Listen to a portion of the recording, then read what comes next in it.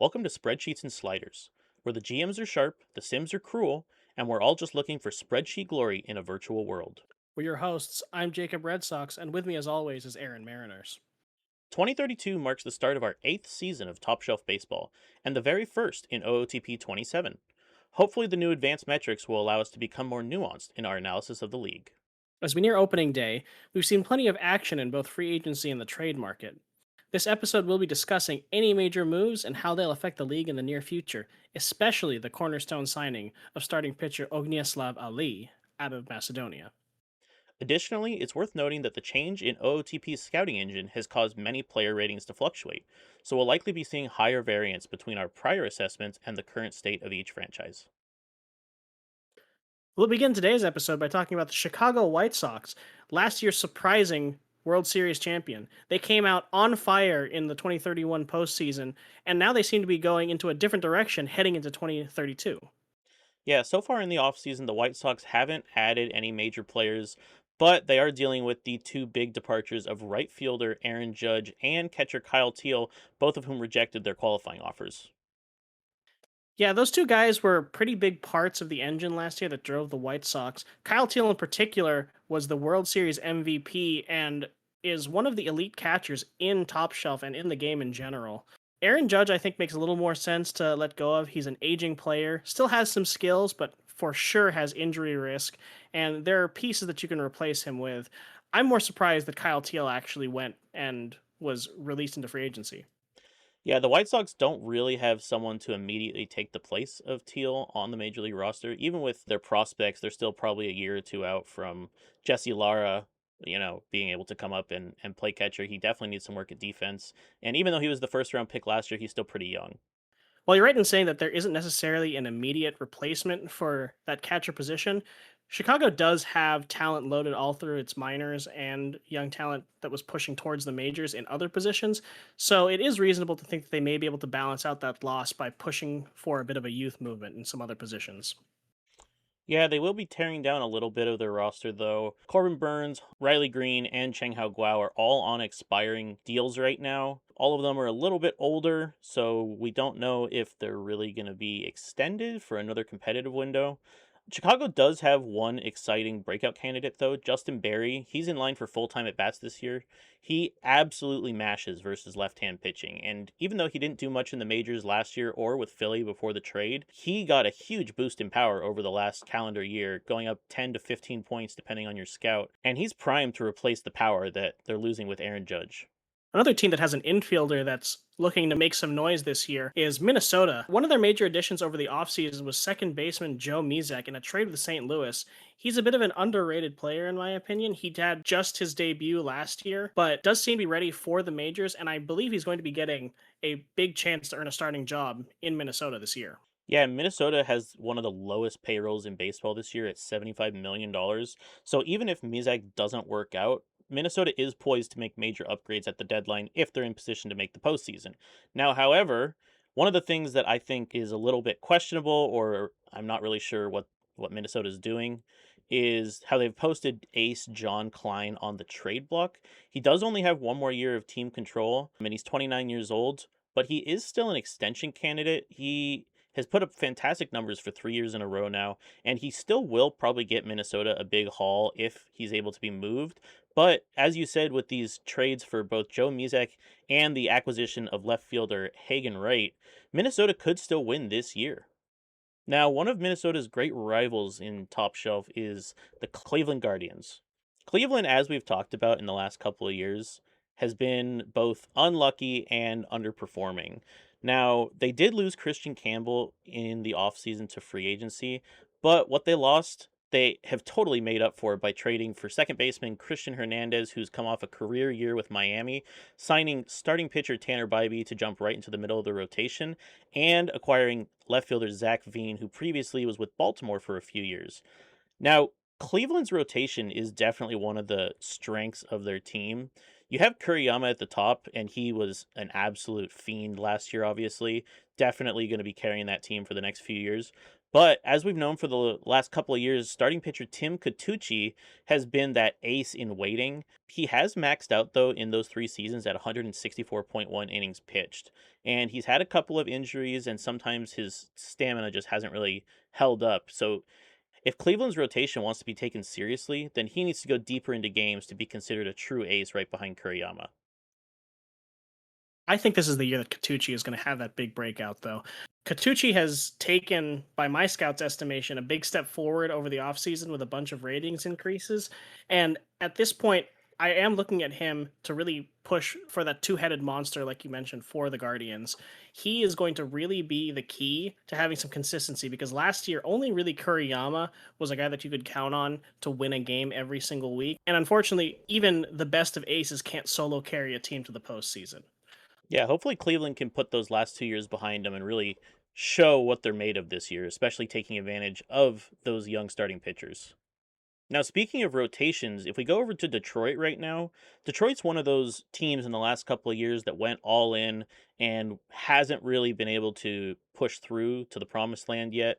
Unfortunately, they gave up a lot of their farm in order to do so, and now they're kind of picking up the pieces. Now, coming into this year, though, Detroit, with a couple of their additions last year and by signing Zach Wheeler in free agency, definitely has one of the top five rotations in the AL, barring any injuries. Acquiring Tristan Casas from the Cincinnati Reds also helps make up for the loss of Spencer Torkelson. So, both on offense and defense, Detroit's trying to make up for that. Now, that being said, if Detroit's not very competitive at the deadline, their minor league system's very underwhelming. They probably just need to cut bait and try replenishing their prospect system just because they're at the point right now where they're throwing money at players, and if the players are injured or if they don't work out, there's just not a lot of young depth that's able to come up and replace that lost value. And so these veteran players that Detroit is signing, such as Casas, such as Wheeler, might end up being dealt at the deadline if Detroit isn't very competitive. That's definitely a possibility, but to be honest with you, I think the Detroit Tigers roster is pretty night and day from what we saw at the beginning of Top Shelf's 2031 season. For me, their offense looks pretty solid. I really do like the pickup of Tristan Costas in a salary relief maneuver from Cincinnati. I think he pretty accurately can replicate what Torkelson has been bringing to the table for them over the last few years. And I really do think that the progression of the pieces that they've gotten for their rotation is huge. The trade for Andrew Painter is big for a guy that's been solid for the last few years. He didn't have a great introduction to Detroit, but for the most part, he's been rock solid in his major league career, and he's only 28 years old, so I don't expect him to be awful this year. And the signing of a veteran guy like Zach Wheeler, who has really defied father time in last year, pitching 158 innings and 26 starts for the Chicago Cubs at age 41 years old. I mean, I think that's pretty shrewd pickup. And finally, all of these pitchers moving into the rotation as options has allowed Jackson Jobe to move to the bullpen, where he's being rated fairly highly as a setup arm. Now, last year, like you said, when they acquired Andrew Painter, that was around the same time they also acquired starting pitcher Carlos Marcano. And Marcano is entering his second year of arbitration. He's been fantastic in his whole time in the majors. And if Detroit is planning to be competitive in the near future, I think this is likely the last year that they can really sign him to an affordable extension. If he has another all star caliber season, he's just going to get more and more expensive, especially as he works toward the end of his arbitration years of control. So, in order for Detroit to keep a very competitive pitching staff, even if Zach Wheeler is only there for a year, I think it would be really smart of the Detroit GM to keep Carlos Marcano around. Finishing off our tour of the AL Central, we'll be going with the Kansas City Royals, who have been a bit of an enigma in Top Shelf over the last few seasons. Definitely good pieces here, and they've been at various levels of competitiveness, but one big change has finally come around this offseason: the departure of Bobby Witt Jr., the franchise player. Yeah, that was surprising probably to a lot of us in Top Shelf. Bobby Witt Jr. has been the cornerstone of that franchise for a long time, and I'm sure the fan base didn't really appreciate it when he walked out the door. However, Kansas City does have a couple of really attractive pieces to build around. They have their first overall pick in 2027, Graham Seaberg, who has done really well in his first 2 years in the majors. He's definitely expected to make a leap in the power department. And speaking of power, the number 9 overall prospect, third baseman Andrew Padilla, has developed really quickly over the last 2 years. His power rating hit 75 toward the end of last season. He's still pretty weak in the contact department, so maybe he makes an appearance closer to the end of the year, at least past the All Star break, probably when prospects get called up in September. Yeah, I think Kansas City is for sure moving fully towards a youth movement now that Witt is out the door. Like we said, it was surprising, but the move did make sense after his opt out. He is unfortunately considered a bit fragile these days, and his performance has declined slightly. So, with a contract that turned out to be as long as it was, the opt out may have actually saved Kansas City from some cap issues in the future. The one thing I want to note is that I do believe that the Royals are going to have another decent run scoring offense this year, even without Witt. But the one thing that they're going to have to watch for is how to get a reliable bullpen on the field, as the rotation has been historically pretty good and is still headed by Frank Mozzicato. Yeah, Mozzicato's on an expiring deal, so if Kansas City ends up being competitive this year somehow, he would be at the forefront of that and he'd probably be having a Cy Young caliber year. However, if Kansas City, with the departure of Bobby Witt Jr., falls flat, isn't really in a wild card spot by the deadline, Mozzicato is definitely going to be one of the premier names on the trade block come deadline time. If Kansas City is not competitive, there's not a lot that they can do in terms of selling off veterans, just because their team is like you said, moving toward a younger core. But Mozzicato has been fantastic in his 3 or 4 years in the bigs, and he would definitely provide a boost to a lot of teams. Moving over to the AL East now, it's an interesting division. Boston's still competing at the top. They're kind of maxed out on budget, but all the other teams are rebuilding right now, and Tampa Bay is probably the most interesting of the bunch. Their projected payroll this year is only $66 million. Next year is only $70 million, which gives them a huge potential for roster upgrades to support their current pitching core of Burns, Aguilar, and Corbin, who might all three end up being all-stars this year. Tampa is really the only team in this division whose rebuild is starting to essentially come out on the other half of that cycle, where they've spent the last few seasons stockpiling talent, getting those prospects up into the majors, and now we're starting to see some of those investments start to pay off. Guys like Brandon Dawn in the bullpen for them had a very fine year last year after a struggle in his sophomore campaign. He looks like he's pretty much entrenched now as an elite closer, and he's still under team control. They have, as you mentioned, their top three starters who are just as good as any three in the league, possibly the best top three if they play up to their projected ratings. Yeah, and it's important to note that because of Tampa Bay's record last year, they do own the fifth overall pick this year. They didn't get, screwed in the draft lottery. So it would probably be smart to pick someone close to the majors while their payroll is low. When the only real money that you have locked up is for Chase Burns, it leaves you with a lot of flexibility for the rest of the roster. And if you can pick someone or at least a few people in the first few rounds that are going to be close to the majors, then you can take advantage of your young studs being under team control still, either under the minimum deals or in their first couple years of arbitration without having to spend a lot of money on the supplementary pieces. It's going to open up Tampa Bay for possibly a splash in free agency, could be to extend one of those star pitchers, but they, like you said, are definitely on the way up in the rebuild process right now. Now, one of the teams that's on the beginning of their rebuild journey is Toronto. Toronto let quite a few players go this offseason. They traded away Robert Moore just today. They traded away Mason Fluharty with Vegas a few days ago. Trey Savage was non-tendered and became a free agent. So was Lazaro Montes. And they lost their interesting but very old catcher, Rich Mouse, to retirement. Now, fortunately for Toronto, they do have a couple guys that are probably going to come up sooner rather than later. They do have a very interesting prospect, John Shamblin. He was the first shortstop taken off the board in this past draft at fifth overall, and he rose quickly to Double A last year. Might come up later this year once he progresses a little bit, and he could definitely establish himself as the new face of the franchise moving forward. Yeah, Toronto is basically beginning its rebuild journey, like you said. Shamlin is a great place to start, especially since he's a bit of an older prospect, so he is closer to major league ready out of the draft than most players are. In addition, they still have a couple of pieces left from the old core. namely Dylan O'Ray, who is a big top shelf favorite for his profile, still sticking around, was productive last year and continues to be under contract at least through the end of this year. He's only 28, so we'll have to see whether or not he sticks around for the next phase of this Toronto team. But he is a definitely a valuable piece for them.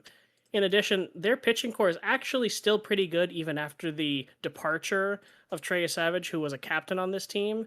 They still have Kyle Johnson. He's looking to pitch really well in his third year and his second full year in the majors. So, up and down this roster, there are still some decent pieces, but definitely after moving out some of the established talent, Toronto is looking to try to break out of that cycle of being stuck in the middle of the pack. Yeah, I do kind of feel bad for the Toronto GM though, because Eric Reiselman, their closer supreme in the first few years of Top Shelf, is now wrecked.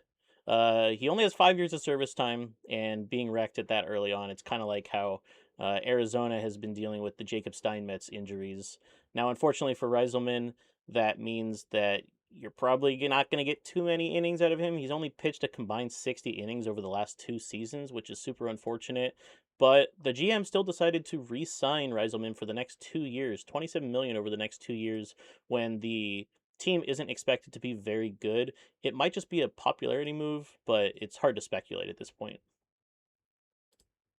Yeah, the other thing you might be able to do with a guy like Reiselman is, despite his injury history, he is still very much an elite back end option. And with a relatively affordable contract for a back end reliever, he may be a trade piece if the rebuild continues and the losing ways continue for the next couple of years while they try to stockpile talent. Speaking of oft injured pitchers, another AL East team actually did acquire one of those to put it into the rotation this time. Boston added starting pitcher Sorihiko Tsuchida to the rotation in a trade with Chicago to replace longtime starting pitcher Jose Soriano. Yeah, Soriano was a key piece of Boston's multiple playoff runs, and he did experience a little bit of a fall off in the last couple of years, but Boston's just trying to run it back with the same roster as last year, hoping for a little more consistency. And what's more consistent than, replacing one consistent pitcher with another with similar ratings? They're both very similar archetypes, and even though Boston's kind of capped out on their finances right now, they were able to extend their all-star closer Tony Pluta for another 6 years at an extremely affordable 12 million a year. So they'll be set up in that back half of the bullpen for years to come.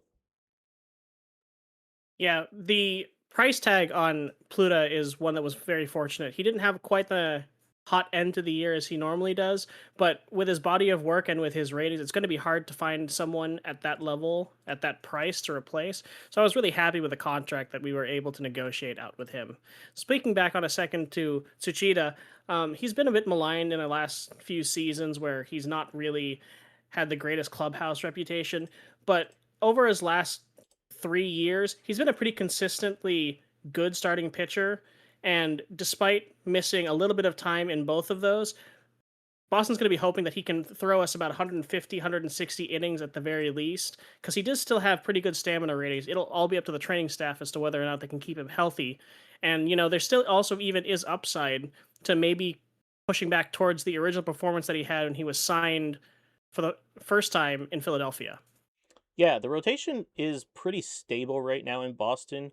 Kumar Rocker is always good for a 3.5 or to a 4 ERA, which for 5 million a year you can't really get much better value.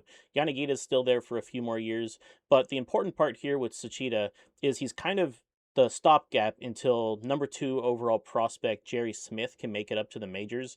He's getting there. He definitely still has quite a bit of room to grow. He's probably at least another full year, year and a half out. But if Boston can stay competitive until Jerry Smith comes up, then it looks like it should just be a smooth transition from the current core right into the next era of talent in Boston. On the other side of that rivalry, the New York Yankees have actually made quite a few moves now that they have a new GM in town. They've made a couple major additions in the outfield that are all going to line up to end their competitive window in 2034. They have Martinez, Carter, Cruz, and their newest acquisition, Dasan Brown, all signed for 3 more years. And they're all pretty good. They all in that upper 40s, low to mid 50s in the ratings to fill out that outfield, which is already a huge upgrade over what New York has been putting on the field the last couple of years. Now, the thing about the Yankees is if they're going to do this and line up these contracts accordingly, they have to win now and they have to acquire better pitching. Unfortunately, they don't have a ton in the near future that's going to be coming up out of the minors. So they're going to be relying a little bit more on free agency and whoever can help with the back end of the bullpen as well. Just because you're looking at guys out of the R5, hopefully some cheaper draft picks, players that are cast offs of other teams. They're probably going to be wanting to fill out the bullpen with those guys. The biggest name that's going to be coming out of their system is fireballer Guadalupe Ramos, big relief pitcher prospect. He may start the year in the majors actually as a high leverage arm. He's already at his maximum velocity potential, currently throwing 100 miles an hour, and he has 75 grade fastball and curveball, which is unbelievable for a player of his age. Yeah, I think the good part about being the Yankees is that they are the Yankees. I mean, yes, we are looking at a lot of the contracts lining up towards that 2034 expiration. But to be honest with you, even with all of that, they still have close to $90 million available this year. And without any significant additions, it's going to be around that level of budget availability over that time period until those contracts run out. So the Yankees have a lot of room to add and to make this team better through free agency or through taking on contracts for bigger players that are perhaps not as well utilized in other systems. But it'll be up to them to be aggressive about making those moves because, as you said, they do have a much improved outfield. Their lineup looks like it should be able to put up runs, especially in a Yankee stadium that is definitely offensively favored. But the pitching staff, particularly the bullpen in general, will need to step up. They have a few decent pieces looking in their rotation, but unfortunately, handing the ball every fifth day to 38-year-old Max Fried is probably not going to get it done a lot of the time, especially with the unfortunate fall off he's had in the last couple of years. So I'm really looking to the Yankees to push for some aggressive moves, especially towards the deadline, if they can figure out a way to keep competitive, especially in the wild card race. Last on the list in the AL East, we have the Baltimore Orioles. Now, they actually had some pretty significant departures this offseason. The biggest one definitely is going to be catcher Sammy Basayo. He's been one of the elite offensive catchers in Top Shelf's history. He rejected the qualifying offer and ended up signing elsewhere this offseason. Another underrated loss for them was left fielder Zach Veen, who was their starting left fielder for a number of seasons, putting up pretty strong and consistent offensive numbers. So Baltimore, who has not been very good in the last couple of years, looks like they're really pushing towards that full commitment to a rebuild now. Yeah, Basayo had a really, really strong career in Baltimore.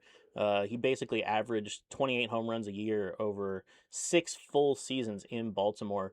His contract year was the best of his career. Last year, he put up 5.8 WAR in 139 games, with his second highest OPS plus of his career. He ended up in New York, signing long term with the Mets.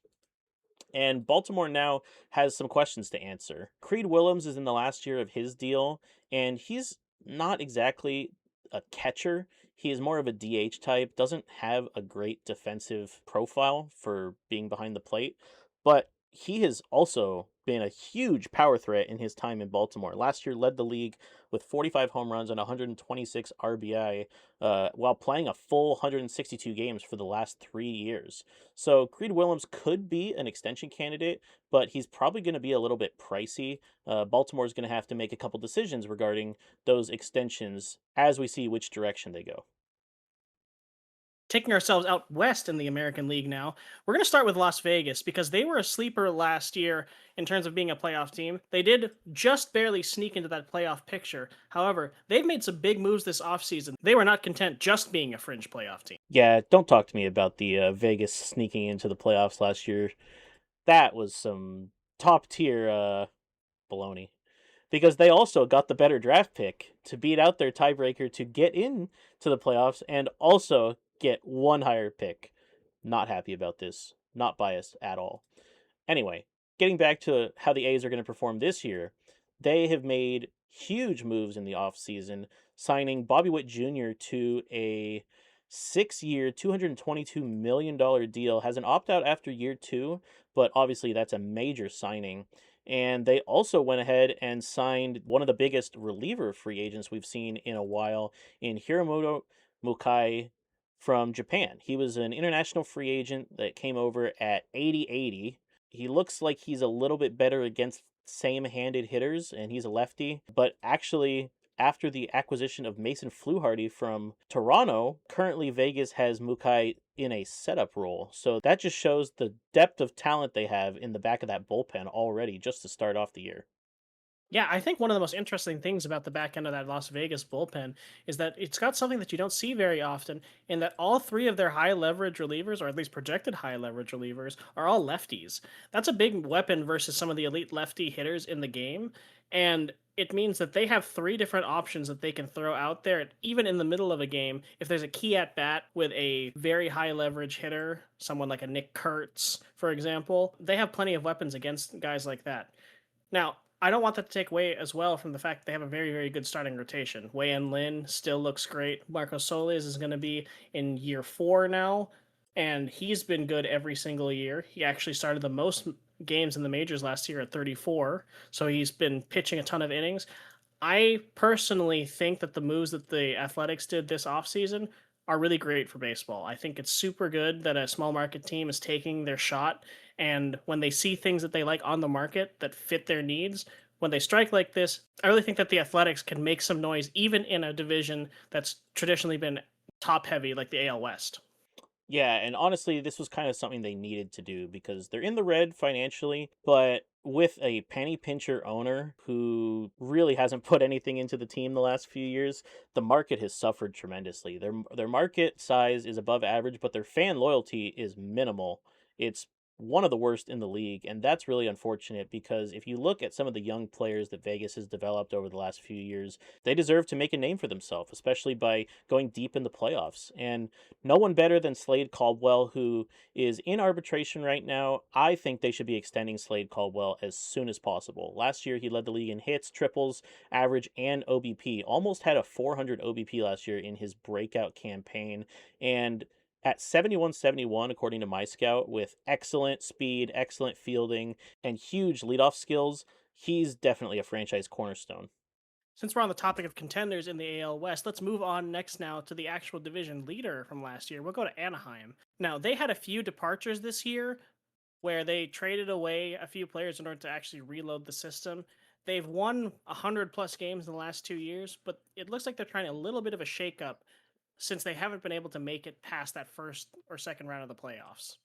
Yeah, Anaheim did lead the league in attendance last year because they were a fantastic team. They ended up winning 113 games but lost in the division series, unfortunately. And going into the offseason, I don't know if even Anaheim knew exactly what they were going to be going for in terms of trades or possible free agent acquisitions. As it turned out, they stayed pretty quiet on the free agent front, but they did add a nice piece in Cade Smith to be part of that high leverage group in the back of the bullpen. Anaheim has kind of maxed out their budget recently, and the GM had to make some decisions that will likely help set the team up for success moving forward past the arbitration years for some of these guys. For example, Blake Mitchell is only 27 at catcher. He just came off a fantastic year, almost 5 WAR in his first season in Anaheim, and that was 5 WAR in 85 games. He ended up the season with 6.9 WAR across two teams after he came over from Kansas City. And that's a player that you need to sign long term. 27 years old at a premier position with excellent defense and the ability to hit for power. You're not really going to find that on the free agent market anytime soon. But unfortunately, this is the last year of his deal. So he's no longer under team control, and it means he's probably going to be commanding upward of $30 million a year. And the way that Anaheim's finances are right now, they only have $9 million available for extensions. They're barely in the black for this year. But as long as Cade Smith is only around for 1 year and maybe they can ship off a couple of their ARB eligible players, then it should free up a little bit of money to hopefully extend some of their starting pitchers. Brody Brecht has been amazing for them, and I was a little bit confused when they extended Will Sanders instead of Brecht, but if they can keep both of them around for a long time, then I see that as being a really smart investment. So Anaheim definitely has to make some financial decisions over the next couple of years in order to stay relevant moving forward. Now, it's impossible not to talk about Texas after talking about Anaheim because these two have been connected for the entirety of Top Shelf so far. To have been probably the two biggest rivals in the entire league. Now, Texas, once again, is basically kind of tinkering in the margins. They, year after year, field a competitive roster, and their core, even though it's starting to age just a little bit, is still one of the best in baseball. Tovar is locked up for a very long time. Sal Frelick, who they signed a couple off seasons back, is hitting well, and he's age 31. Nick Kurtz, who they acquired a little while back as well, is signed in the long term. So these guys are taking up most of the payroll, but they're obviously producing results. Now, the thing with Texas is that they did lose a couple of pieces to free agency this year. They lost starting pitcher Aaron Nola. They lost center fielder Dalton Varsho, who was pretty good for them last year while providing elite defense. And, one that's not really so much an on field loss as a clubhouse loss or a cultural loss for the Texas Rangers is first baseman Corey Seager, who was around the team a long time and part of their two World Series runs and is a legend around those parts. Yeah, Texas is going to be forever competitive, especially having just signed another long term deal for Ezekiel Tovar. He has put up a career zone rating of 87.1 at a premier position. And if he's going to be there for another 7 years, then Texas is going to be competing for another 7 years, essentially. One of the things that I think Texas wants to plan for in the next couple of years is, like we were just talking about with Anaheim, preparing some of those contract negotiations around being able to afford the extension of Josh Springer. He has turned into an unbelievable player for Texas over the first 2 years he's been in the league. Last year, of course, he had his tremendous Rookie of the Year campaign with 44 home runs, leading the league with an 891 OPS, and he only took a minuscule step back this year. He had 14 fewer home runs, but he had 5 more doubles, led the league in at bats, and his OPS plus was only 6 points lower than it was in the previous year. He plays plus defense at first base. He hits really well. He has good clubhouse traits, and he's extremely popular with the fan base. So it seems like a no-brainer that once he hits his first year of arbitration next year, that Texas tries to extend him long term. Definitely agree on Springer. He's basically the young face of that franchise in terms of being a homegrown talent. Now, the former king of the division, Seattle, who has recently fallen on hard times, has made a couple of interesting moves. No major departures because the team was in a rebuild last year, had already kind of ditched a lot of those key pieces, but made a couple of really important additions in the offseason, most notably signing Kyle Teal away from the White Sox to a long term deal. Kyle Teal was my number one target going into the offseason. I thought that he would be tremendous. I don't have any catchers in the system worth a damn. And so I needed to make a splash on one of the franchise catchers that were going to be on the free agent market, and Kyle Teal was definitely number one. Additionally, we were able to return Zach Neto on a fairly team friendly deal that's front loaded, so it should play a little bit to his age since he's a little bit older of a free agent, having just turned 31. I don't know if this makes us competitive this year, as in we'll probably still be vying for a wild card spot, but we still have two behemoths ahead of us in the division, possibly three with Vegas. But we do have our superstars locked up through 2035. So we will need to improve the rotation to make a real competitive run, but we have pieces in place to hopefully create a strong foundation for the next competitive window. Now, in Houston, they have the lowest payroll in the division by a mile, only $55 million on the payroll this year. But the silver lining to that is it leaves them lots of room to extend some of their star players. Talon Haley has been their ace for quite a few years now. Ronnie Bayo has been pretty good in his first taste of the majors. And now Jesus Made is an Astro after coming over from Milwaukee. Yeah, Houston made a couple of moves this offseason that I really like in terms of adding more veteran talent to a roster that's been traditionally very young over the last couple of years. Like you mentioned, Made is now there. He was the World Series MVP in the year that the Milwaukee Brewers won. And they also acquired Averson Anteaga in an in-division trade from Anaheim. Those two guys are very strong defenders in the middle of the infield, and both of them also are not bad with the bat. So I'm really excited to see how they stabilize what's been traditionally kind of an up and down lineup, despite the high level of talent that the Astros have carried on their roster in the last couple of years.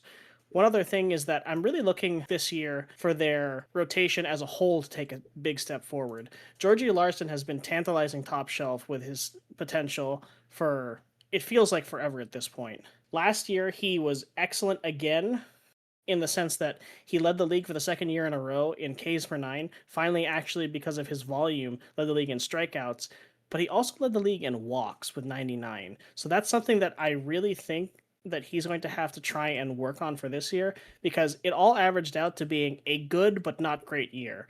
And I think everybody who can see Larson knows that he has greatness in terms of potential. But whether or not he can put that on the field to lead the rest of the Astros roster is another question entirely. Yeah, fortunately for Houston, if their starting rotation falters a little bit early, they do have the third overall pick from last year's draft, Nicholas Arnaud. He is absolutely ready for the majors. He's already 49.78 by my scout, and he has gone through a huge ratings boost in the move over to OTP 27. Went up 7 points, gained some potential control, gained some potential movement, and he already has pitched 10 games in AAA last year, so he does have a little bit of experience in the upper levels of the minors. I think the only thing he has left is to prove that he can control the baseball. As you just said, one of the problems for Georgie Larson is his walks, and you need to be able to balance that out with the back half of the rotation, keeping the ball on the ground, allowing your fielders to help you out, and that sort of consistent play between fielding and pitching to contact can really help rebuilding teams sort of catch their stride on the way up. Crossing over leagues, but staying out west, we want to talk about the Rockies first.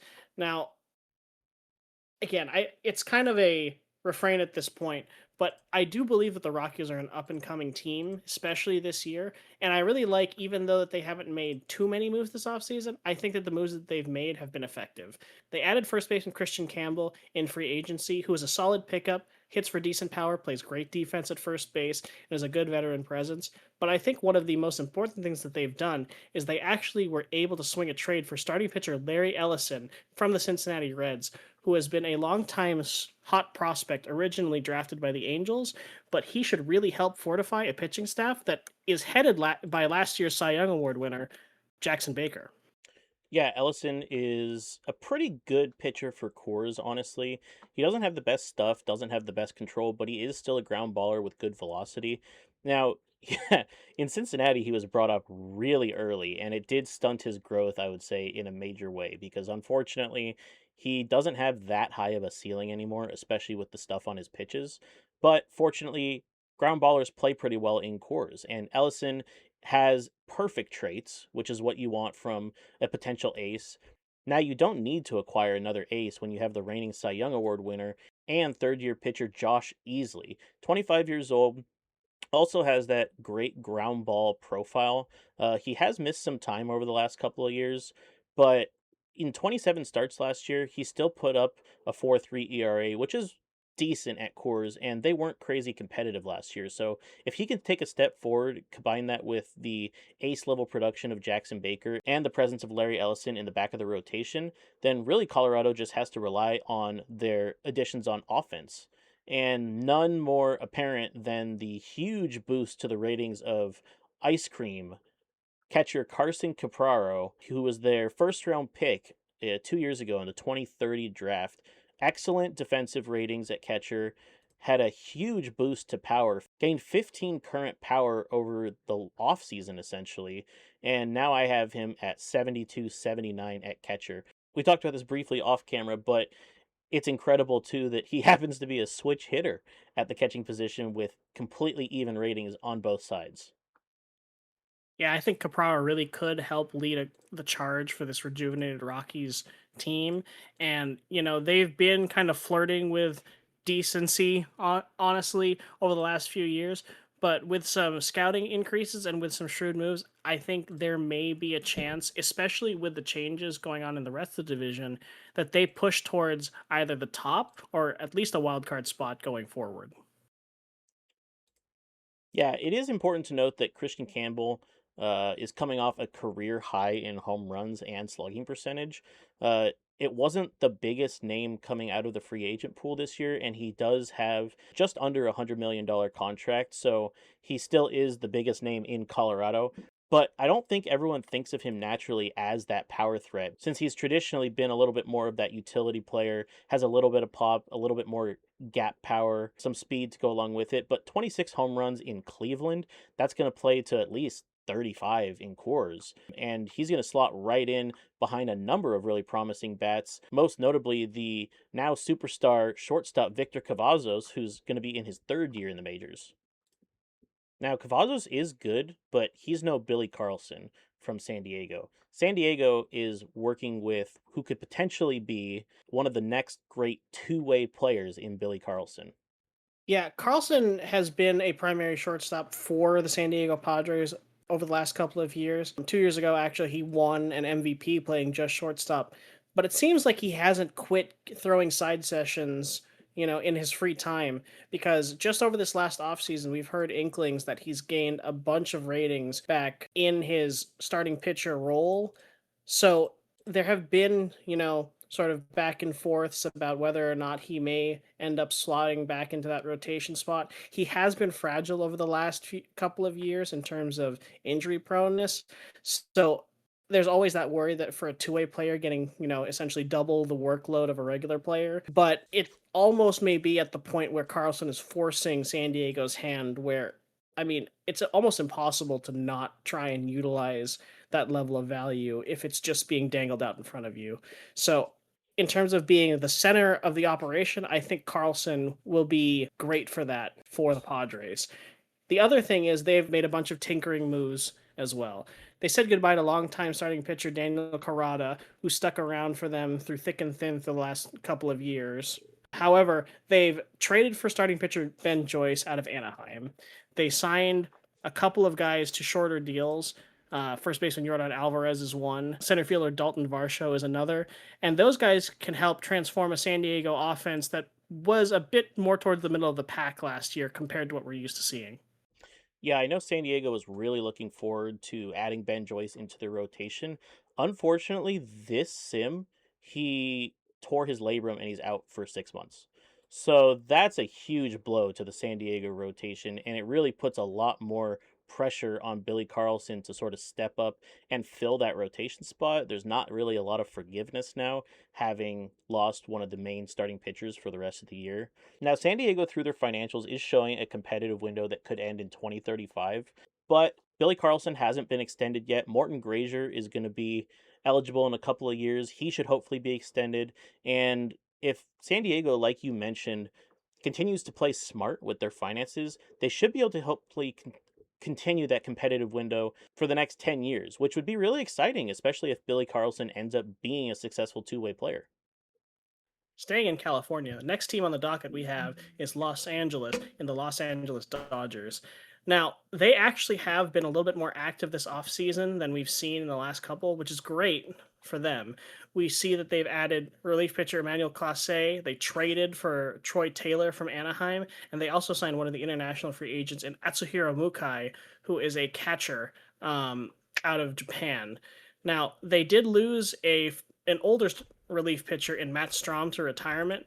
Now, he was pretty decent for them over the last few years, so that'll be a blow to the bullpen. But the additions of Class A and Taylor should more than make up for that loss. Yeah, I'm pretty excited to see how Mukai adjusts to Major League Baseball. He has extremely strong splits versus both lefties and righties. I expect him to be able to hit on both sides of the plate, and he's not the worst defensively. He would definitely be able to offset a an average level of defense with offensive production. And he has pretty good attributes to help support that. Really high power eye guys typically have low contact skills, but he has, at least by my scout, 65-65 BABIP, in which plays really well alongside a 75 grade eye.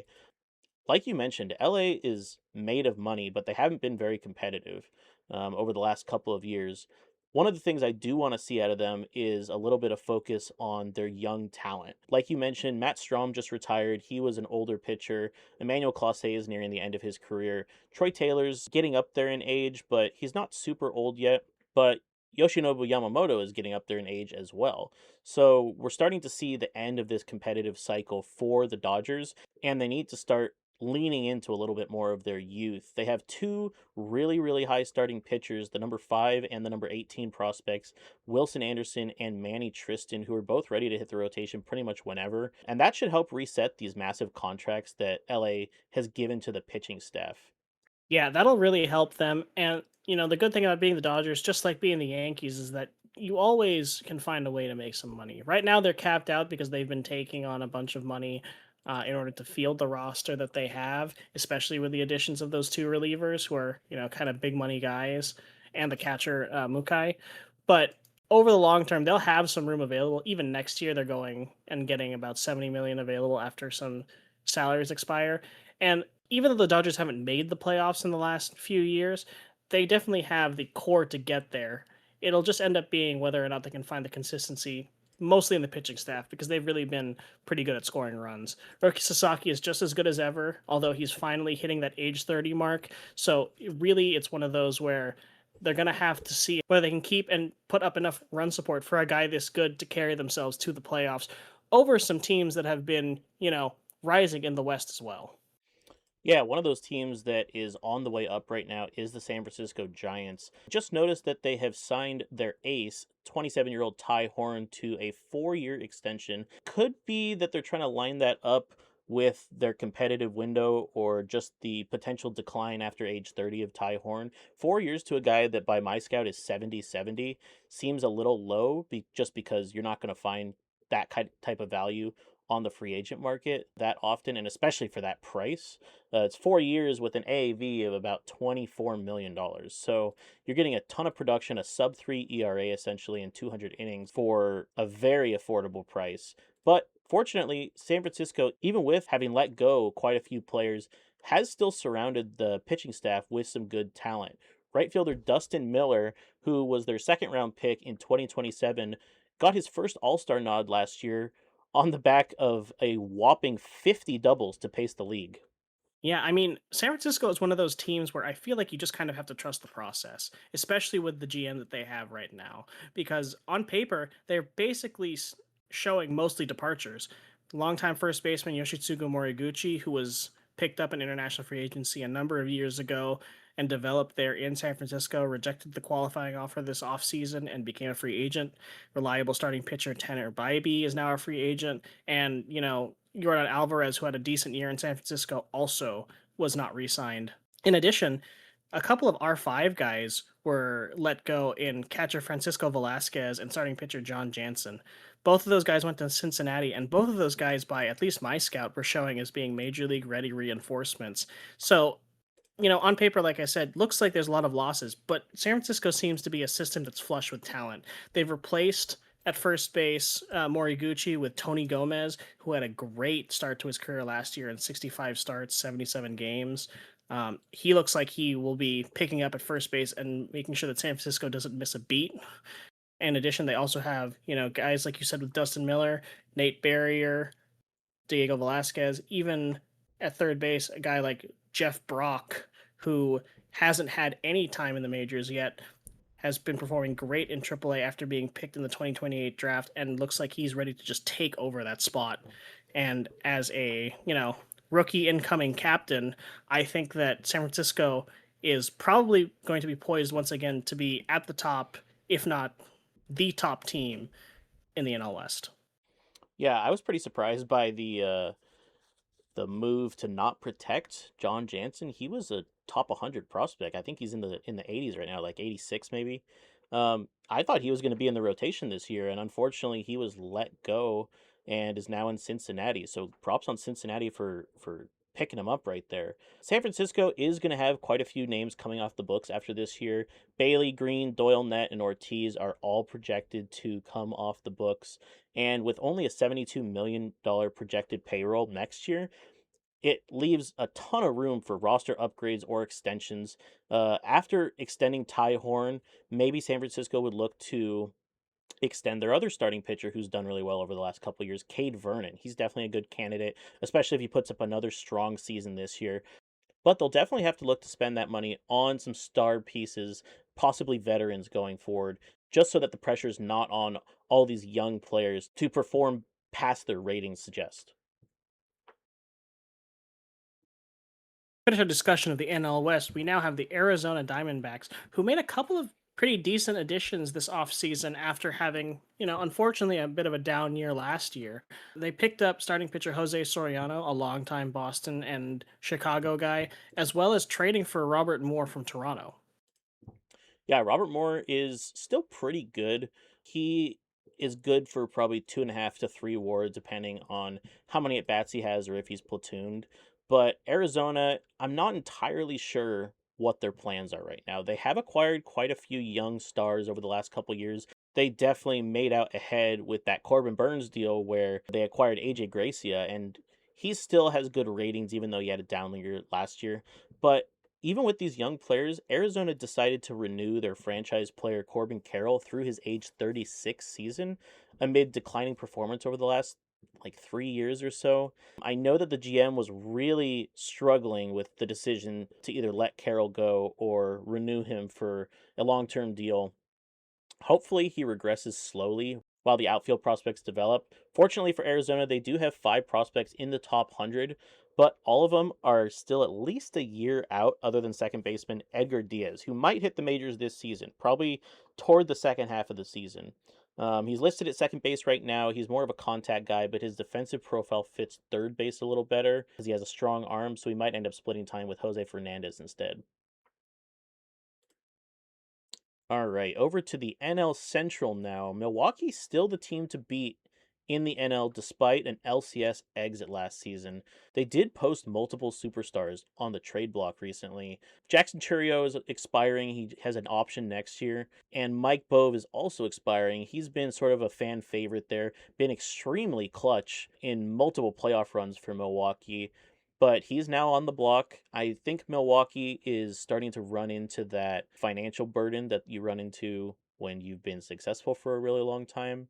And hopefully they can rebuild their prospect system a little bit. You can still see that Milwaukee does plan to be competitive because having lost Emmanuel Clase didn't seem to slow them down whatsoever, as the GM has just extended relief pitcher Jose Fermin for another 4 years for cheap, which is incredible value for an elite closer type, especially someone who has proven for 4 or 5 years in the majors now that he is well worth the money. Milwaukee's roster is definitely still good, and they were very good last year, but there are changes up and down. Starting pitcher Shane McClanahan, who was really good for them after being traded to them a few years back, unfortunately was not able to finish his rehab and retired due to injury this offseason, leaving a bit of a hole in the rotation. But that's actually where a lot of the Milwaukee system's talent kind of lies.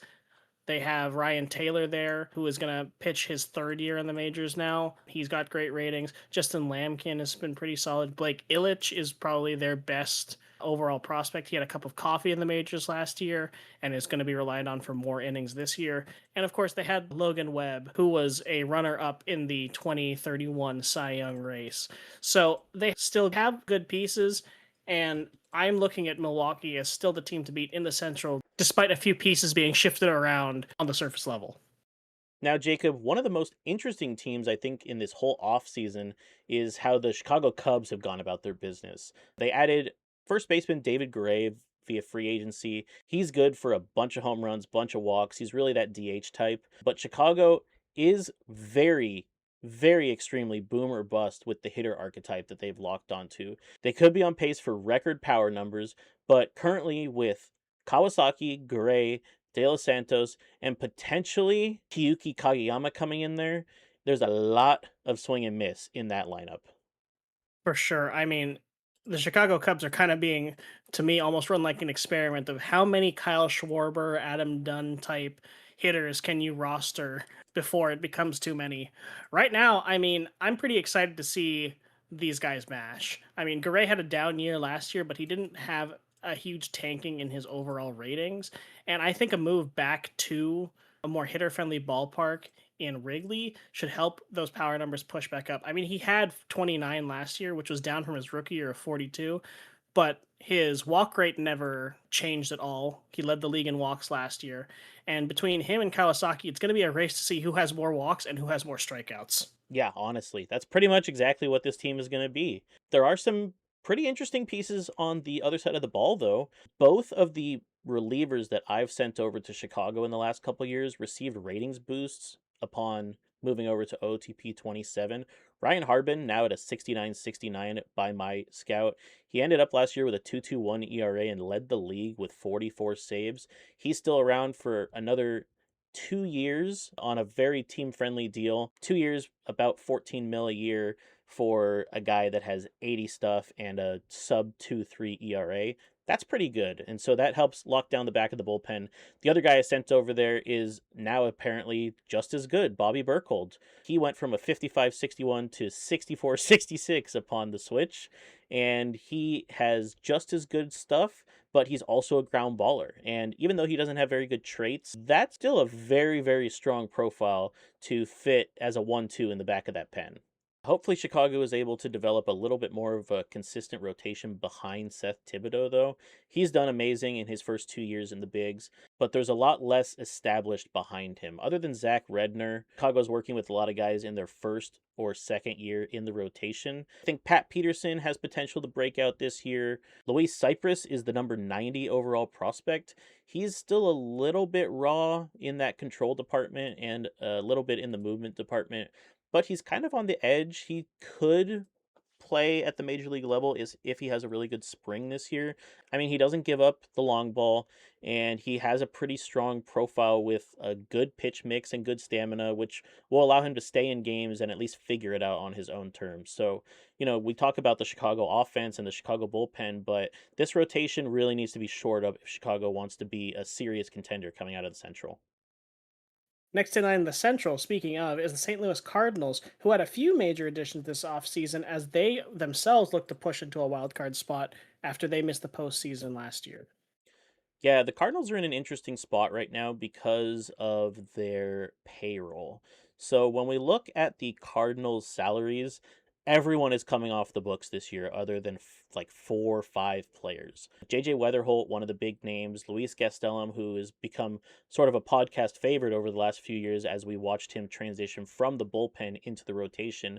But you still have a lot of strong pieces that have been here for a little bit. Bobby Miller, Ben Hess, Bradley Rodriguez, Tanner Hall, Reese Olson, they just go down the line. Most of these guys are in the last year of their deal, and St. Louis is going to have to make some decisions on how they go about competing next year. Now, fortunately for them, they do have an absolute superstar in Facundo Velasquez. He, at age 26, is 4 years into his big league career and has done phenomenally since he entered the league. He's always a threat for a 25-25 campaign, huge contact skills. He can field really well. He's honestly just a GM's dream for an extension.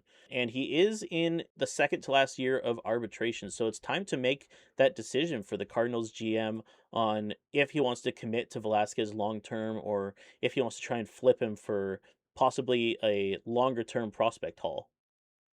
Yeah, I think that's a decision that's going to have to be made closer to the deadline or in the next offseason because St. Louis's moves this offseason have suggested that they're trying to push back into that playoff picture. They traded for first baseman Nolan Shanwell, who has had a couple of decent years in a New York uniform. Now he's in St. Louis on the last year of his deal, and it's a fairly cheap deal as well. So they're hoping that he can provide a bit of a boost there at first base. They traded for left fielder Armando Rodriguez, who is pretty solid as well, good defensively in the outfield.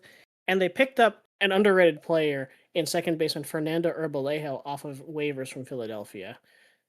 Now, the Cardinals do have a lineup that's poised to win, especially with all of their run producers basically healthy and ready to go for the season. It'll be whether or not the rest of the pitching rotation past Luis Gastelum can push them into being one of those elite tier teams.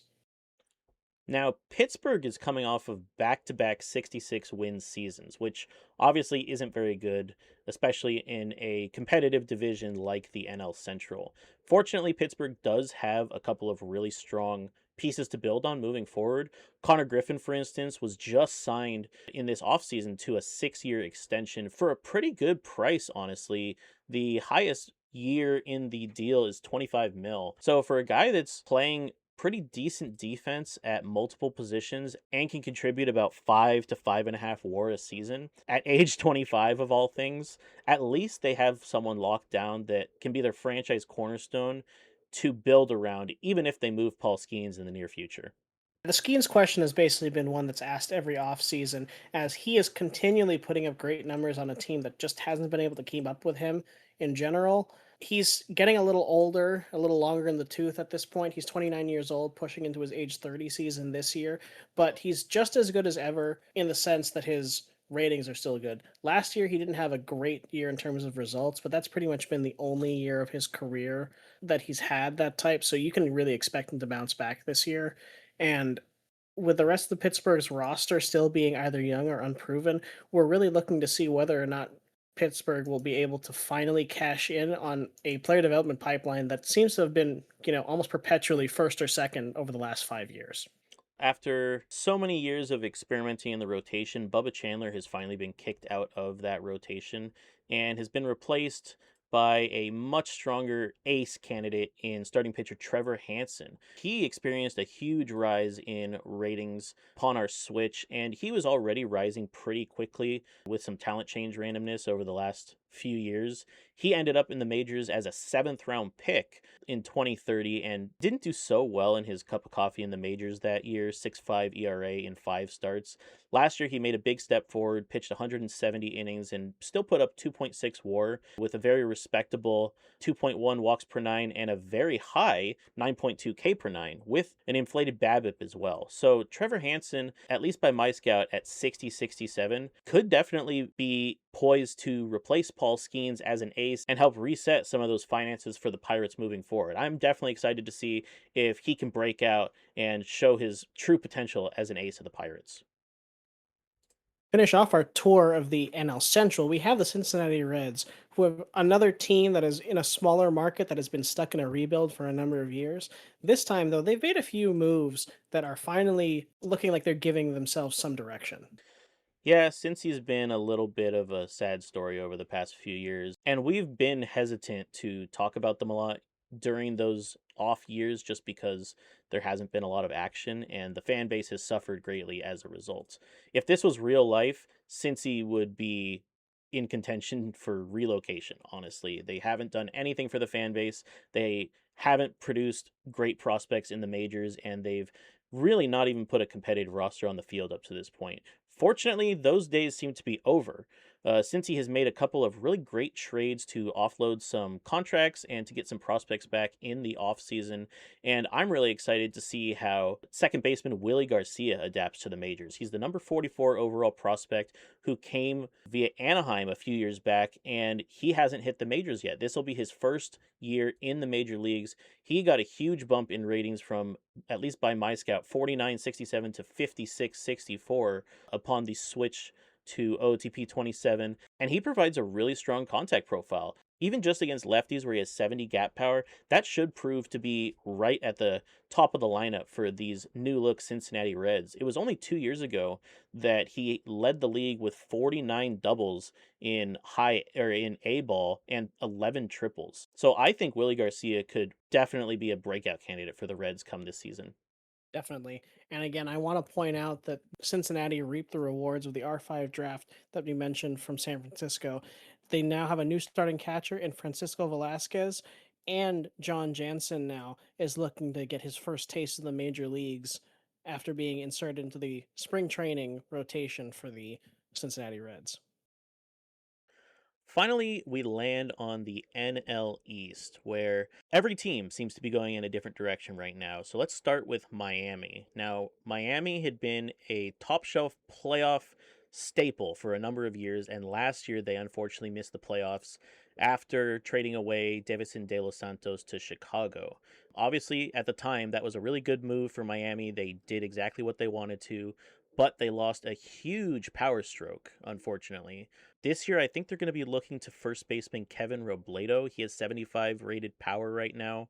They also acquired Kevin Tamburini in a trade with Cincinnati. He's not known as a power hitter, but he can put up a little bit of pop if he has full time at bats, which he hasn't had up until now. Now, Miami did lose Christian Hernandez, who was one of their major contributors, by trading him away to Cleveland, but their core is still together for another 2 years or so with Volpe, Mayo, and Merrill. So we'll have to see over the next 2 years whether Miami's competitive window might be shrinking or if they're able to extend it somehow. Yeah, I think with Miami, it's one of those teams where they really just have to juggle all of those financial responsibilities. Christian Hernandez wasn't a particularly overly expensive player, but for a team with as pinched a budget as them, they needed to make a move in order to try and give them some flexibility and to stay competitive this year. I actually do like the Tamburini trade. I think that he's going to be a decent piece for them despite not being a huge power bat. I think that he's a good hitter overall and should provide some value. Now, the biggest thing we're going to have to see is whether or not they can get that consistency back because Miami has traditionally been very good at finding diamond in the rough type players and players to contribute in the margins. And last year, unfortunately, they just didn't quite get that enough to get back to the top of the NL East. Fortunately, Miami does have a couple of bright spots in their rotation. Previously, we talked about how Cincinnati, in their prior administration, was sort of throwing prospects to the Wolves in the majors, and the same thing was happening to starting pitcher Jonathan Russell at the time. But as soon as he came over to Miami last year, he made an all star team in his first year with the Marlins. He only played for the Marlins in the second half of the season, but with his combined stats between Cincinnati and Miami, he still put up an ERA plus of 105 combined between the two teams as a little bit of a swingman. He also got a bit of a boost in ratings upon the move to OTP 27, and he's only 26 years old. He's in his second year of arbitrations. So between him and potential ace Johnny King, you have the incumbent Eric Veras, and Carson Milbrandt is still there in his fourth year with the team, fifth year with the team now, actually. Miami's rotation is kind of underrated, honestly. Moving to another team that missed the playoffs in the NL East, we have the Washington Nationals. Now, they didn't have a particularly noteworthy offseason, but honestly, that team is not as bad off as they might be showing. They obviously still have the 2030 Cy Young Award winner in Noah Schultz sitting at the top of their rotation and leading that spot, and that's a great place to build off of, as well as having guys like Logan O'Hoppe on the roster, James Wood, who has been an MVP contender every single year of his career. I mean, there's definitely talent here, but they're going to need more consistency from the rest of the roster. Yeah, I'm pretty excited to see how their starting pitcher Mason Murdock develops going into his third full year in the majors. He has very strong developed pitches. He has three pitches that are 65 grade or higher. He has a pretty strong movement profile and he has good stamina. All of these are key ingredients to a future ace. And Noah Schultz, even after that Cy Young Award where he led the league with 7.5 WAR, ended up leading the league in three different categories the next year. Led the league in K per 9 with 10.6, led the league with 246 strikeouts, and pitched a whopping 37 games for the Nationals last year. And you might say, can you really put that kind of a workload on your ace? But honestly, if it works, don't fix it. He's been durable for the entire duration of his stay in Washington. And if you have a 1-2 punch at the top of the rotation with Schultz and Murdoch, then if Washington can actually make it to the playoffs, that's an immediate advantage come wild card or even the division series rounds. Next on our docket, we have the New York Mets, who made a pretty big splash this offseason by adding catcher Sammy Basayo. Now, as we've mentioned before, he's not really the world's greatest defensive catcher, but he is an excellent hitter. And right now, we're seeing the Mets have him slotted at first base, so they may not even have to play him at catcher, and which means that they've picked up a player with a pretty nice bat. Yeah, the Mets really have gone all out in the last couple of years with their spending. Now, unfortunately, one of the big investments they made a couple of years ago was signing George Kirby to a long term deal. They signed him right before the 2029 season to a 7-year deal, and he has just tanked ever since showing up in New York. First year, he was still pretty good, putting up like a 4 WAR. Didn't lead the league in any major categories, but the second year, his ERA went up, his home runs ballooned, his K per 9 really went down, and he only barely pitched above league average. Currently, my scout has him at a 47-47 coming into this season, and he's still on the books for $35 million. Now, New York could get out of this if Kirby decides to opt out after this year, and I think Kirby would be insane to do so because he's already age 34 and this contract takes him through age 37 where he's making $35 million a year. But if New York can get out from under this, it frees up a ton of money on their payroll, which they could use next season to hopefully land a key free agent and really support the top of the rotation with Luis Cabrera and Irving Coda. Yeah, I also want to mention that even if Kirby doesn't opt out of his deal, the good part of the financials for the Mets is that they do have a lot of salaries expiring next year, and they're going to be going up into almost an 85 to 80 to 90 million dollar cap room for extensions.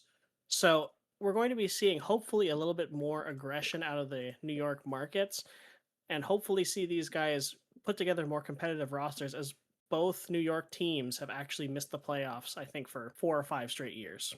The Mets do have a couple of bright spots, even with all this talk about the veterans they've signed. Their top starting pitching prospect, Davey Talbert, is looking to establish himself in the rotation. He struggled last year in his 8 major league starts, but the ratings are there. He still has some room to grow, and he's pretty well matured in both the control and movement departments. So if he can at least pitch to a league average level, then he can slot in at the number 3, maybe number 4 spot and give a little bit more consistency and stability to that rotation. New York is also hoping probably for a breakout year from their top shortstop prospect, Elian Pena. He slumped in year 2 last year and he was sent down. He had a really promising year 1, but last year kind of went down in all categories. Ratings dropped a little bit too. However, he still has the tools. He's still a potential breakout candidate if he can get things going at the major league level, and he provides plus defense at a premier position, which you only dream of at the price of a minimum deal. I want to take a second to flip the script a little bit and talk about the actual only playoff team from the NL East last year, the Atlanta Braves. Now, the Braves have basically kind of flirted off and on with being real contenders. There was a point where they made the World Series early in Top Shelf's time, and then they've basically had some time where they're either making third place and missing the postseason, or like last year, making it. They should be poised again to be near the top of the division, and they made some pretty decent moves in the offseason to help support that. They still have their core locked up with guys like Michael Harris, Gunnar Henderson, Ronald Acuna. All of those guys are still there, but they actually added an international free agent in Zaijiro Ilda, who is going to be poised to take over at least some at bats in the outfield or at DH. Yeah, he was actually one of my targets going into the offseason, but his market kind of went above where I was willing to spend.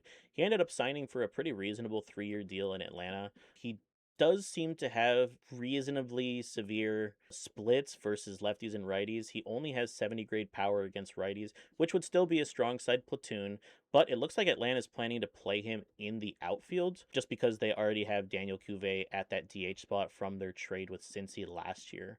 And Ilda doesn't play great defense, apparently, according to this. He's a 31-year-old, very slow on the base pass, does not have very much range, and he's another one of those players, which we talked about earlier in the podcast, where his offensive output offsets that defensive deficiency. Now, it is pretty important that Atlanta does well this year specifically because they added Ilda, correct, but they also need a bounce back year from Spencer Schwellenbach to offset his enormous contract. He's had double digit losses in each of the last 4 years, and if he can't play up to his potential this year, that's not going to sync up very well with the expiring deals of Austin Riley and Michael Harris. Ronald Acuna Jr. can actually opt out after the season too, which makes this year almost a make or break for Atlanta in terms of their current competitive window. Now, moving forward, Luis Aristigueta, who has been their ace for the last 2.5 years, is going into his first year of arbitration, which means he'll be eligible for a long term extension, which is very fortunate for Atlanta because if Schwellenbach is declining at this rate, maybe they'll be able to offload his contract somewhere and just rely on Aristigueta to really carry them into the next competitive window. He's been a fantastic pitcher for them for 3 years running now, and I really think that the Braves, if they don't make it this year, are going to have to lean on him to help bridge the gap between now and when they can next be competitive. Now, Atlanta did make those major additions with the IFA signing of Ilda, but he wasn't the biggest name in the free agent class this year. That honor goes to Philadelphia. Philadelphia really kind of swooped in and took the entire league by surprise by snatching up probably one of the best and most divisive pitchers we've ever seen show up in international free agency in Ognieslav Ali, the first pitcher we've seen out of Macedonia. And, if this is the Macedonian talent pool, I'm going to have to start sending my scout there because this is a guy who came in to our international free agency at 25 years old.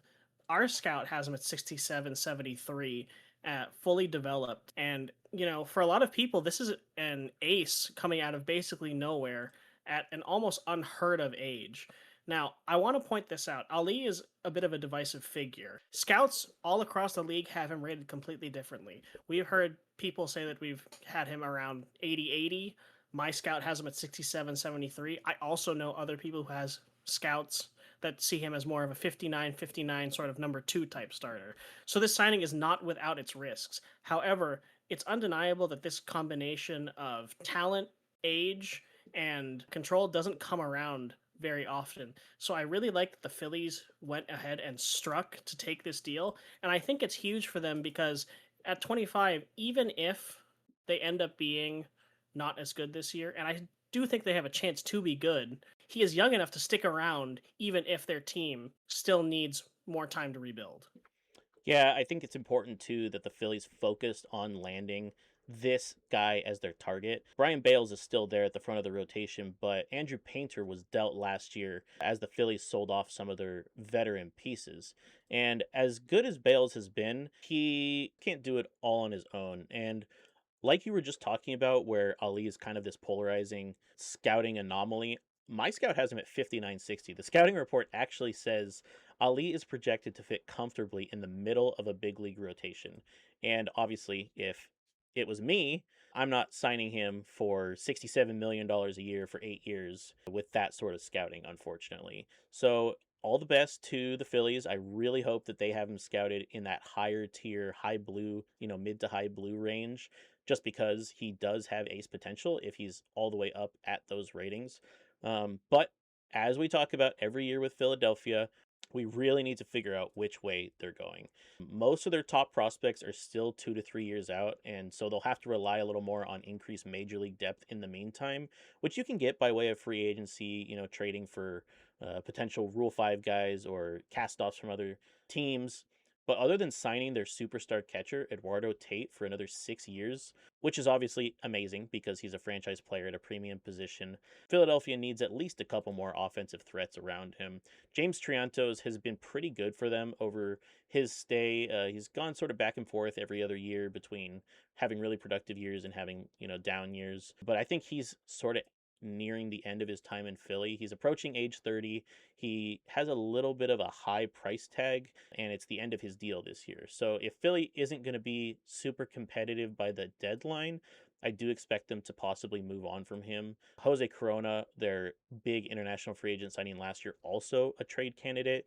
But like we say every single year, we're going to have to see how Philly does so that we can determine really which direction they're going. They can really go either way depending on the production of their newest free agent signing. That's it for us. As we wind down the 2031-2032 offseason and begin our first year in OOTP 27, we wish the GMs all the best in competing for the top shelf title. This has been another episode of Spreadsheets and Sliders, and we thank you as always for listening. Play ball.